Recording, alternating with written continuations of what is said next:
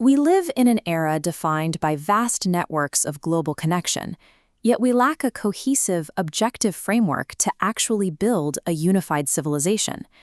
The modern ethical subject is often caught between two extremes, being paralyzed by an infinite, unpayable debt of responsibility toward others, or being isolated in a private bubble of aesthetic self-care. Iman Motlagh Arani examines this specific crisis in the paper Beyond Totality, Beehive Ethics and the Prophetic Epistemology of the Other.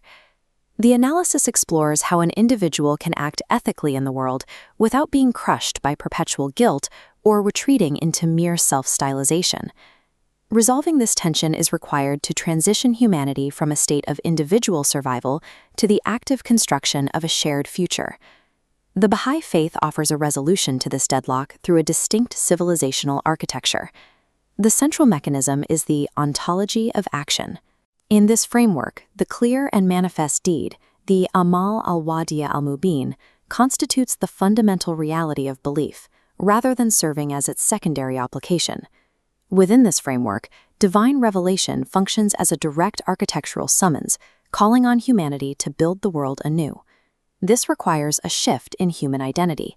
We move away from the role of a nostalgic dweller, searching for lost origins, to become a proactive builder, constructing the future. This shift grounds ethics in tangible, objective praxis, removing it from the realm of subjective feelings. To see why this matters, we have to look at the thinkers who defined the modern impasse. Emmanuel Levinas conceived of ethics as an asymmetrical rupture, where encountering the face of the other demands infinite responsibility from the subject. This creates a specific mechanical failure. The infinite obligation leaves the subject suspended in a state of perpetual guilt, providing no forward trajectory for actual construction. Michel Foucault offered a contrasting model, viewing ethics as an immanent technology of the self, a historical process of personal discipline and self-fashioning.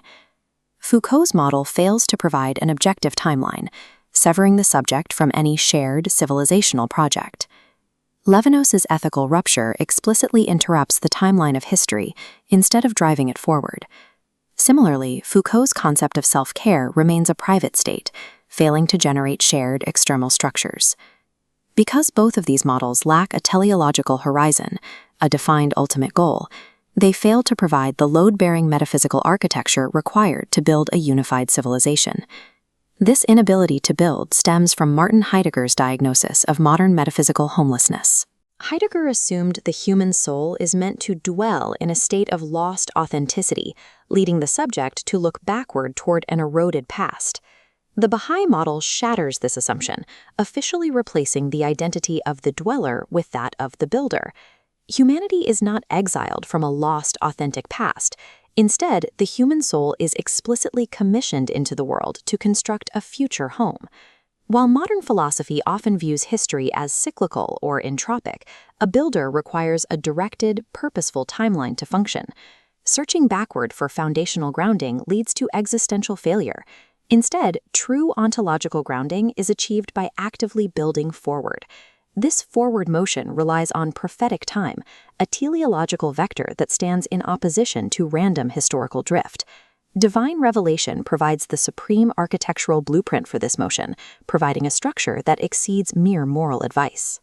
History is animated by divine command, moving toward a specific eschatological horizon, the organic unity of the human race. Divine revelation is the force capable of turning an isolated subject into an active participant in an objective civilizational construct. To execute this blueprint, interior spiritual virtues serve as the actual load-bearing structural elements of society, moving beyond private aesthetic feelings. Consider the virtue of contentment, or ridha.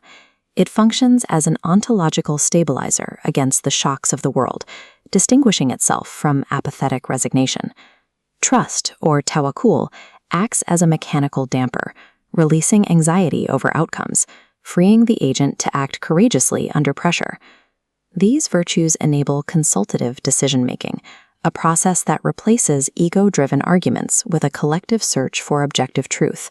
They also demand truthful speech, which is an ontological alignment that integrates a person's inner reality with their outward actions. This model moves from the passive ethical rule of doing no harm to the active construction and protection of others through service and education. True metaphysical freedom is achieved by utilizing these specific virtues to build fearlessly. When we place these philosophical topologies side by side, the structural logic of the Baha'i model becomes clear. This synthesis unites Levinas's profound responsibility to the other with Foucault's rigorous self-cultivation. Ethics is no longer a method for merely surviving the demanding presence of other people. The inner life serves as the crucible where the capacity for civilizational responsibility is forged, rather than acting as a refuge from history. This completes the transition from the passive dweller to the active eschatological builder. This process culminates in the architecture of sacred futurity.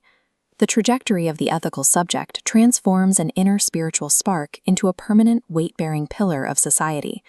We see this theoretical architecture physically manifested in the real world, where spiritual alignment results in structured global institutions. The clear and manifest deed serves as confirmation of spiritual reality, grounding world-building in objective labor.